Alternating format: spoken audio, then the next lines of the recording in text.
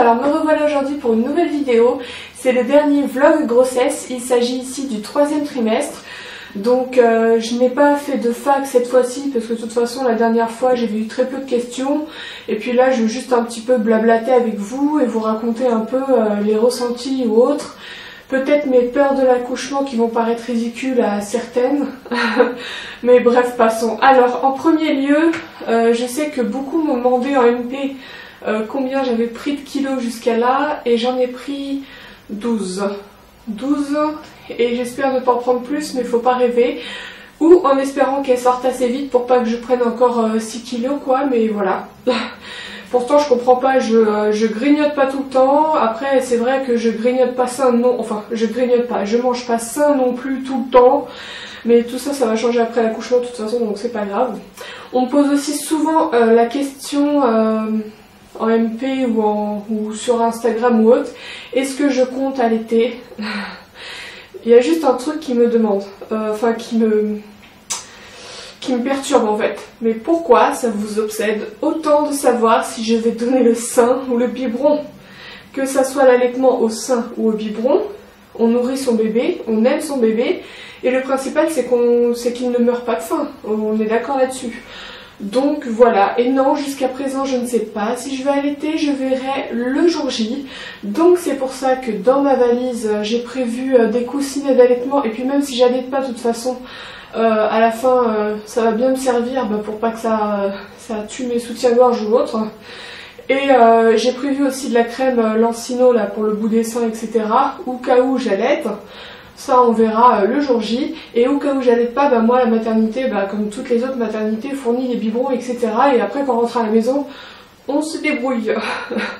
Et j'ai un seul biberon MAM offert par la marque et tout, comme beaucoup d'entre vous. Comme premier biberon, et si finalement je peux pas allaiter ou je veux pas ou autre ou peu importe mes raisons de toute façon, et on achètera tout simplement le jour de la sortie ou le jour d'après ou je sais pas, tout ce qu'il faut pour l'allaitement au biberon. Donc voilà, ça c'est clair et net, donc comme ça c'est répondu une bonne fois pour toutes. Et non, je ne ferai pas la vidéo peut-être valise maternité parce que je ne pense pas honnêtement que j'aurai le temps de la poster, ni de la monter, ni de la faire ou quoi que ce soit. Je suis vraiment désolée. Si vous voulez me demander ce que j'ai mis à peu près dedans, demandez en commentaire, comme ça je vous réponds, il n'y a pas de souci. Et j'ai pris d'ailleurs aussi, je viens juste de penser, dans la valise des chocolats pour le médecin sage-femme, la sage-femme ou le sage-femme. Pour celui-là qui va m'accoucher ou le personnel qui sera là le soir, parce que je sais qu'il y a généralement une personne qui s'occupe de nous quand tout se passe bien. Si ça se passe mal, il y a d'autres personnes, et moi ces personnes au cas où je tiens à les remercier, et puis voilà, de toute façon c'est comme ça. Et donc voilà, donc sinon qu'est-ce qui s'est passé durant ce 3e trimestre? Mon état, on va dire, circulatoire, sanguin, on va dire, à propos de mes jambes, comme vous savez depuis le début, avant la grossesse, j'avais des problèmes circulatoires. Donc maintenant, arrivé au stade le plus lourd, critique, pesant niveau vascularisation, sanguin, etc. Le souci, comment dire, gonflé d'un coup. Et même, vous pouvez le voir vous-même sur les snaps ou autres, celles qui me suivaient, pardon, c'est pas très français, que les pieds sont gonflés, que je mette collant de contention et tous les autres trucs qu'on me prescrit, hein. Dieu seul sait, les médecins ils ont tout essayé mais rien ne marche. Et je me suis tapé, alors là mes petites chéries, je me suis tapé des allers-retours aux urgences parce que je ne supportais plus la douleur, parce que je ne pouvais pas marcher en fait. Je vous explique, quand je pose le pied en fait, ici, j'avais genre des bourrelets, ici c'était gonflé comme ça, mes doigts de pied c'était genre en mode knacky ou saucisse de Strasbourg à ce stade-là, sans déconner, hein. De toute façon vous l'avez vu sur Snap pour celles qui me suivent, parce que je vais pas poster mes pieds sur ma page, c'est pas intéressant, mais bref sur Snap on raconte un peu nos vies, donc voilà. Et pour celles qui vont tout de suite me dire non mais attends-toi pire le jour de l'accouchement, quand tu sors le bébé ça fait plus mal et tout, ok, ça je ne connais pas encore, je suis d'accord avec vous, je le découvrirai Parfois ça fait mal, parfois ça fait pas mal, parfois c'est moyen, d'autres supportent pas. De toute façon, on n'a pas à comparer nos accouchements, c'est unique. Même celles qui ont eu 4-5 bébés, elles disent toutes que jamais ils se ressemblent, donc ça veut bien dire ce que ça veut dire. Et ensuite, pour celles qui me disent oui, les contractions, tu verras, ça fait mal, je vous rappelle encore une fois que j'ai sorti des bébés trop tôt, c'est-à-dire des accouchements prématurés, comme ils appellent ça à l'hôpital, ou des fausses couches, ça dépend le médecin auquel on sort. Et non, j'étais pas enceinte que de 6 semaines ou autre, j'étais enceinte de 3 mois et demi, 4 mois. Donc je ne pouvais pas, fallait pousser pour le sortir. J'ai eu des contractions, hein, dans le ventre, dans le dos, partout dans le dos. D'ailleurs, une fois c'était que dans le ventre, voilà. Une des fausses couches, et une deuxième fausse couche, j'ai supporté encore énormément la douleur devant et derrière. Les contractions, celles-là, elles étaient pires que la première, enfin qu'une des autres fausses couches, bref. Et quand les contractions sont devant et derrière, c'est hard. Quand c'est devant, c'est hard aussi, mais quand même, quand c'est devant et derrière, dans le dos, c'est juste, voilà quoi, c'est sport, mais ça va, moi je supporte.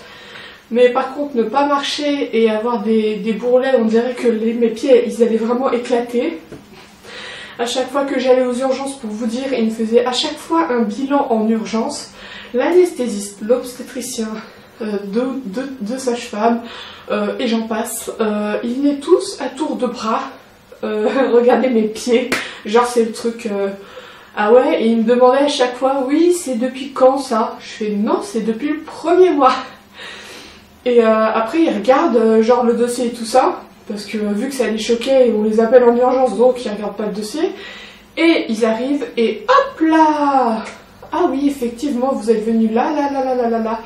Donc voilà, à chaque fois j'avais le droit au monito, plus prise de sang, c'est pas un tube, mais tout le bilan complet pour l'anesthésiste au cas où il devait me sortir la petite. Et j'en ai fait les allers-retours aux urgences, parce que je ne supportais pas de ne pas marcher en fait. Parce que voilà quoi, ne pas marcher, c'est... Même quand on est alité, on se lève en fait genre 1 ou 2 fois pour faire pipi ou la commission quoi. Et mais on peut généralement marcher. Moi je pose le pied par terre par moment, j'ai la tête qui tourne, je suis déjà tombée parce que j'ai eu des malaises. J'ai des migraines avec des taches devant les yeux et j'en passe, enfin des trucs violents à cause des pieds. Donc je vous dis que les contractions que j'ai eues par le passé, je préfère avoir des contractions que d'avoir mal aux pieds et aux jambes pardon, excusez-moi, et de ne pas pouvoir marcher du tout en fait. C'était ça, c'est vraiment un des trucs qui m'a saoulée ce dernier trimestre. C'est le seul truc qui m'a saoulée en fait.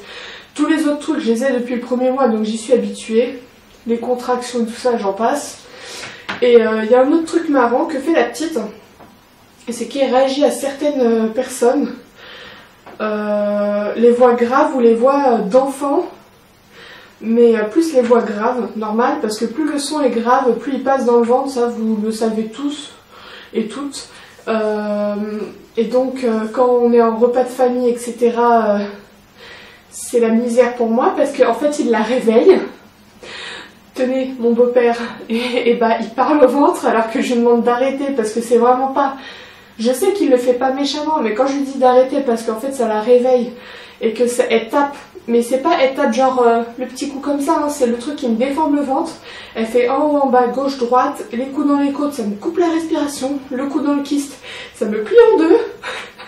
Et ensuite, ça me provoque des contractions pendant des heures. Donc le col, résultat, il se modifie. Je ne veux pas expliquer d'où il en est et tout ça parce que j'ai pas trop envie que vous sachiez vous tous.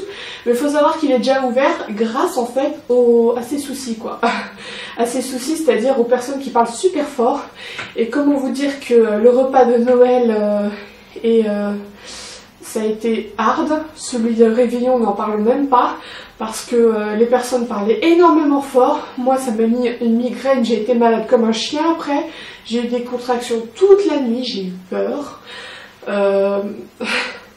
C'était vraiment dur quoi. Et Mais heureusement, voilà quoi. Le col il est resté ouvert, il s'est un peu plus agrandi, mais sans que ça soit en travail. Parce que la sage-femme m'a expliqué un truc par contre que je ne savais pas. Le col peut rester ouvert genre à 6 ou 7 pendant 3-4 mois. Bien évidemment, on est plus souvent à l'hôpital alité ou chez soi alité strict, etc.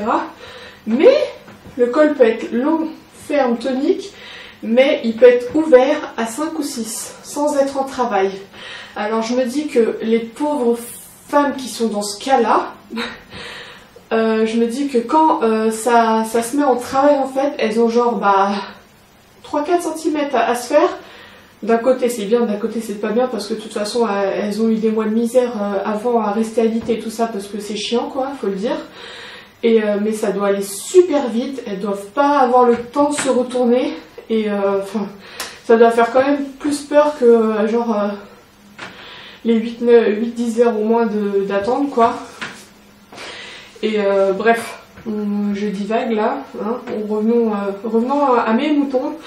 Et bon, qu'est-ce qui m'a dérangé aussi, enfin dérangé, je sais pas, non. C'est le fait que je dormais, et voilà, je dors en fait genre 1 heure par jour. Donc comment vous dire que je suis exténuée, vive le maquillage. Et grâce à ça, ça se voit pas justement en vidéo. Et puis voilà. Mais de toute façon, le peu de photos où je poste, de moi sans maquillage sur Snap, je reçois plein de MP. Oh là là, vivement que t'accouches et tout, t'as l'air crevé, HS et tout. Je vous assure que oui. De toute façon, la plupart du temps, je vous réponds. Même à chaque fois, je vous réponds. À part si j'ouvre le Snap et après... il y a un truc qui se passe et je dois y aller et après je vous réponds pas, c'est vraiment le seul cas, mais sinon je pense que je vous ai tous répondu, hein. Dites-le moi en commentaire, mais je pense que oui. Et dormir 1 heure par jour, parce que moi, enfin par jour, par nuit en fait, parce que moi, faut savoir que je ne peux pas dormir le jour. Même si je suis crevée comme là, genre 1 heure par nuit, je ne peux vraiment pas physiologiquement dormir, on va dire, le jour. Je sais pas, je suis réglée comme ça. Je sais qu'il y a beaucoup de personnes dans mon cas. Mais même si je ferme les volets, plus les rideaux occultants, que je me mets genre le truc sur les yeux, que je me mets genre dans ma couette, enfin au calme et tout, rien n'y fait, mais rien. Et pourtant, je vous jure que j'ai essayé. J'ai essayé l'homéo étant enceinte, hein. J'ai même pris des somnifères assez costauds quand je ne l'étais pas et ça ne marchait pas parce qu'il faisait jour. Par contre, j'avais essayé les super somnifères costauds pour la nuit et là, direct, hein, boum. Mais ça, c'est le cerveau qui est programmé comme ça, j'y peux rien du tout. Et qu'est-ce qui dérange? Un des derniers trucs aussi qui dérange, c'est la sciatique de ouf. Que j'ai, parce qu'il faut savoir que j'ai souvent des sciatiques de base, alors c'est sûr que ça n'arrange pas. J'arrive... j'ai des sciatiques en fait, toutes celles qui en ont eu, elles savent ce que c'est, ça fait mal, c'est tout, il n'y a rien à dire. Donc on va dire, c'est mes petits tracas. Le seul truc qui me rend contente et enfin heureuse que c'est que tout ça, ça va se terminer bientôt. Ouh là là. Vous savez même pas combien j'en rêve. Et mon homme qui me sort et mon homme qui me sort avec des yeux d'amour. Oh, tu sais de quoi j'ai rêvé cette nuit, chérie? Eh ben j'ai rêvé que t'accouchais en 5 minutes. J'ai fait ouais, j'espère que je vais accoucher en 5 minutes, mais il n'y croit même pas. C'était un rêve, chérie. Il me regarde, il fait c'est une naze, faut attendre. Je fais ouais, parle pour toi quoi. Hein. Et en parlant du chéri, qu'est-ce qui m'a sorti encore comme bêtise, hein? Ah oui, non mais quand je lui demande de me faire un câlin, il arrive, il me le fait. Mais il me fait oh là là, c'est plus marrant quand je te fais un câlin comme ça et tout, je touche plus tes lolos à cause du gros bide et tout. Classe. Donc juste 2 petites anecdotes assez mignonnes, enfin qu'il me fait, et encore c'est parmi tant d'autres. Vu que je dors très peu en fait, j'ai encore moins de patience qu'avant. Et surtout en fait avec et quelques personnes qui me saoulent en MP ou par mail en me disant ouais mais le commentaire pour ci, le commentaire pour ça, pour mon concours en fait qui est actuellement en cours, et bah non, en fait j'ai une vie, je suis désolée les filles, mais je ne vais pas garder 1000 mails s'il y a 1000 commentaires, je ne vais pas après vous chercher, je viendrai sûrement d'accoucher ou je vais être au point d'accoucher ou autre, donc faut comprendre, hein. Moi je prends plaisir et je veux que ça reste un plaisir pour moi de vous faire des concours, mais il faut que vous respectiez aussi la chose derrière, que moi aussi j'ai une vie, enfin c'est un petit peu normal quoi, donc voilà. Maintenant passons au dernier point, on va dire, de ce 3e trimestre. Non, l'avant-dernier, parce que le dernier c'est le gros bide que j'ai de mastodonte. Certains diront que j'en ai pas assez, selon mon beau-père. Ah non, mon beau-père maintenant, il me dit « Ah ça y est, enfin, t'as du ventre ». Bah ouais, mais... Ah, ou à chaque fois qu'il me voit « Oh, t'as encore grossi du ventre et tout ». Je dis « Bah oui, mais ça va pas rétrécir, hein, il faut que ça sorte d'abord, donc voilà ». Mais... un des trucs qui me fait peur à l'accouchement en fait, c'est pas la douleur du tout, parce qu'avec tout ce que j'ai enduré déjà par le passé, les interventions, la pince oubliée, tout ça, franchement, voilà quoi, la douleur ça va, j'en ai. Et j'ai eu aussi des contractions, donc ne me parlez pas des douleurs de l'accouchement. Le seul truc que je ne connais pas, c'est l'expulsion d'une tête de 10 cm, parce que j'ai eu affaire à des petits bébés en accouchant de mes fausses couches. Donc pas la grosse tête quoi. Donc ça voilà. Et beaucoup vont se foutre de moi, je suis sûre, en commentaire ou pas. Et tout le monde me dit que ouais, non tu verras, tout se passera bien et tout. Je sais, j'espère, je sais que c'est gentil de votre part de me dire que tout se passera bien. Mais je suis pas quelqu'un d'optimiste maintenant avec tout ce qui m'est arrivé, je suis devenue pessimiste et puis voilà, c'est comme ça. Hein. Et bah le seul truc dont j'ai peur pour l'accouchement, c'est l'état de ma nénette après, de ma nénette quoi, voilà quoi. Tout simplement parce que voilà quoi, t'as quand même une tête, un corps qui passe par là, et il faut arrêter de me dire qu'il n'y a aucune séquelle à ça. Déjà il faut savoir s'il y a eu déchirure ou pas, épisio ou pas, et puis souvent avec les poussées il y a d'autres trucs qui viennent, que personne ne dit, bien sûr, mais moi les médecins ils me l'ont dit quoi, mais je vois pas pourquoi personne ne le dit autrement. Donc quand tu pousses, on peut se déchirer d'en bas. Je parle de devant et de derrière, parce que la poussée c'est pas que niveau de la nénette, donc en plus on peut avoir des hémorroïdes et j'en passe, tous les trucs qu'on découvre juste après mais que personne ne dit. Et parce que c'est pas trop glam, mais c'est la vie les filles. Donc moi, je sais que je vais enlever des désillusions. Certaines vont dire qu'il y a des trucs qui se disent pas et tout. Mais les trucs qui se disent pas, en fait, si on vous les cache, si vos mères ou si vos amis, etc. vous disent non c'est merveilleux, il n'y a rien, tu perds pas de sang, tout se passe bien, ça va vite, le bébé va bien à chaque fois. Non, non, non. Toi, tu peux perdre énormément de sang, le bébé peut être très très bien. Non, non, il peut se passer plein de trucs à un accouchement, hein, donc rien n'est sûr jusqu'au dernier moment. Et honnêtement, c'est vraiment le seul truc qui me fait peur à l'accouchement, c'est l'état de ma nénette. Ça va paraître stupide pour beaucoup d'entre vous, je vous l'accorde, mais moi c'est ma peur, voilà. C'est pas la douleur, parce que non. C'est pas le comment ça va se passer après avec mon homme, parce que il attend que ça, j'attends que ça, ça fait des années qu'on essayait, et enfin ça se termine. Bon. Et enfin ça se termine. Rien qu'en disant ces mots, j'ai envie de pleurer. Et enfin bref. Et voilà. Ça y est, on se retient de pas pleurer, ce serait cool, hein, pour la dernière vidéo quoi. Et puis voilà, et là je suis en train de perdre mes mots totalement parce que je me dis ça se termine, oh ouais super, on va enfin voir la petite, et il n'y a que ça qui compte quoi. Et d'ailleurs ma belle-sœur a donné le surnom Esmeralda parce que je veux pas dire le prénom jusqu'à l'accouchement. Du moins à mes proches, je le dirai pas sur le net ni rien, ni sur mon Facebook, donc pas la peine d'essayer de me rajouter et tout ça, parce qu'il y en a qui essayent. Je réponds même pas par contre à ce niveau-là parce que c'est la vie privée, donc faut laisser la vie privée là où elle est. Et ma belle-sœur appelle mon bébé Esmeralda. Elle a appris à ma nièce d'1 an et demi à montrer où est Esmeralda. Donc la dernière fois qu'ils sont venus, par exemple, ma petite nièce et tout, il y a ma belle-sœur qui lui dit bah, elle est où Esmeralda, et elle montre avec son petit doigt là, hein, elle est là, en pointant mon ventre. Donc d'un côté j'ai trouvé ça trop mignon et d'un côté j'ai fait manquerait plus qu'elle l'appelle réellement Esmeralda quand elle sort, alors que c'est pas son prénom, donc mais sinon c'est plus mignon qu'autre chose, enfin bref. Et dernier petit point, comme vous pouvez le voir, c'est mon gros bide. Il n'y a pas d'autre mot.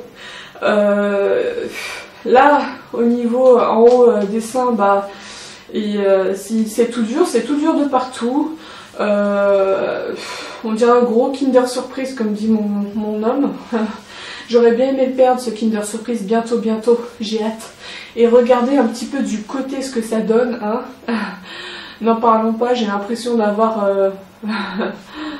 un ballon de basket plus je sais pas quoi, genre des trucs sur les côtés pour combler les trous. Mes fesses, c'est des mastodontes aussi, les cuisses, j'en parle pas. Mais tout ça, ça va partir. Et en plus, pour le peu que j'ai fait de l'œdème aussi un peu partout, et bah je sais que je perds aussi tout ça après l'accouchement. Je croise les doigts, mais j'ai quand même hâte qu'elle arrive parce que elle m'en fait voir de toutes les couleurs, cette petite chipie, et puis voilà, de toute façon j'ai juste hâte qu'elle arrive. Beaucoup de monde dans ma famille et mes proches aussi, et bien évidemment mon homme, et ma maman, mon papa, etc., ma soeur, mon frère, enfin tout le monde quoi. Et donc voilà, je suis désolée un peu pour cette vidéo catastrophique, mais elle n'était pas du tout planifiée. J'avais complètement oublié d'être tournée. En même temps, on peut pas tourner ça avant, parce que avant les mois ils passent pas, donc on peut pas être dans le 3e trimestre au 6e mois quoi, alors qu'on vient de finir le 2e. Et donc je suis vraiment désolée en fait de la tournure blabla. Je raconte ma vie, je pleure, je bug, hein, on a compris. Et tout ça dans la vidéo. N'hésitez pas encore à me dire, parce que vu que ça peut être fait après la naissance, vu que comme c'est comme ça, je montrerai pas la petite, ni son nom, ni rien. Et bah, mais je peux quand même vous montrer sa chambre, donc faut vraiment me dire si vous la voulez cette vidéo, parce que faudra que je vous la tourne, si vous la voulez quoi. Donc n'hésitez pas à me le dire en commentaire. N'hésitez pas aussi à vous abonner à ma chaîne, c'est totalement gratuit. Et maintenant en fait YouTube, je crois qu'il a mis un nouveau truc, hein, comme ça, entre parenthèses. Il y a une petite cloche en fait, je crois à côté de le nom de ma chaîne, où vous pouvez recevoir toutes les notifications, etc. Donc apparemment il y a beaucoup d'entre vous qui reçoivent pas toutes mes vidéos. Je sais pas du tout comment ça se passe de ce côté là. Je l'ai déjà dit à une cocotte sur ma page, donc je sais pas du tout comment ça se passe. Donc s'il y a cette notification, ou si vous pouvez cocher ces trucs comme ça, vous êtes prévenus, etc. Et puis voilà, n'hésitez pas aussi à me rejoindre sur tous mes réseaux sociaux qui sont listés en dessous de la vidéo. Et puis je vous souhaite vraiment de bonnes fêtes de fin d'année, et surtout une très bonne année, parce que comme vous avez pu le constater, ça va être la dernière vidéo de l'année. Donc je vous fais de gros bisous et je vous aime tous fort. Si tu pouvais arrêter de me perturber s'il te plaît en me donnant des coups dans les côtes, pitié. Vivement que tu sortes, ma chérie.